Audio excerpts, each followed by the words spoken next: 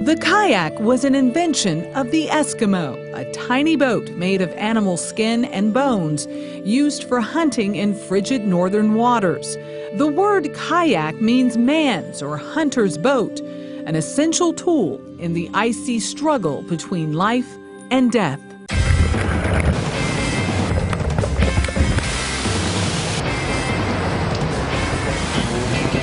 My, how times have changed. Today's extreme kayaking certainly provides plenty of death-defying thrills. But what about those of us who are looking for an experience a little less insane? I believe that New Yorkers have pretty intense lives, and the water is like the perfect tonic. It has grown. Eric Stiller has devoted the last 17 years of his life to bringing kayaking to the teeming masses of New York City. His Manhattan Kayak Company is a bastion of paddle-powered activity, including stand-up paddle boarding, a hybrid between kayaking, surfing, and canoeing. Stiller's father imported some of the first modern kayaks from Europe, and the family tradition is still going strong. And what we have to teach them is to use their body in the stroke, because you're putting far more mass to bear in it. Exactly. So I look like a spaz? Yes, no, that's actually quite good. Someone tells me you love your job. I do. I do love my job. And then we're going to get the hip up forward. For everything I've done with it, ups and downs, I would not trade it. So you like taking folks out, showing them the ropes? And I particularly like imparting a skill to them that they can have for the rest of their lives. Despite the urban surroundings, Stiller offers an experience that harkens back to kayaking's origins, minus the ice floes and killer whales. The Hudson River does pose its own unique hazards, from unpredictable currents to the occasional 15-story tall cruise ship. Most think I'm nuts. Real estate agent Tim Desmond tries to hit the river every day for at least an hour. No traffic, no sirens, no garbage trucks, no cars, and most of all, no people.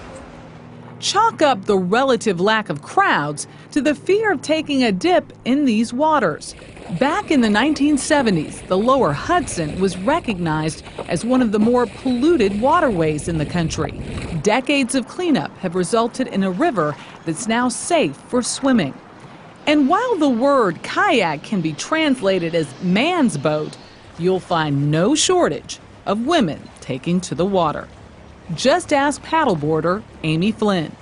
Women are more likely to try things and kind of look silly doing it and fall in and keep getting up and trying it again. I think the guys want to get it right off the bat and look good and not look foolish, but it takes everybody a couple of days to get it, so everybody should come on out and do it, especially the guys. There are a lot of women here. All around the globe, women are making waves. Germany's Freya Hofmeister holds the world's record for the fastest kayak circumnavigation of Australia. An essential part. Fine for her, but I'm just looking to get my feet wet. So I asked Eric Stiller for an abbreviated version of his 4-hour paddle basics course. Rotate your whole body back and forth, not using your shoulders, but using your core. Good, so your belly button's turning, your chest is turning, and now eventually your eyes are going to look at me while the body rotates, just like that. And you're turning from the hips and not the shoulders. The bottom line, all your power comes from your core. So you should feel very little pressure on arms and shoulders. This is the foundational movement for all of our paddle sports. Blame it on the expert instruction, but for those of you who are hoping to see me flip over on my first attempt, I'm sorry to disappoint you.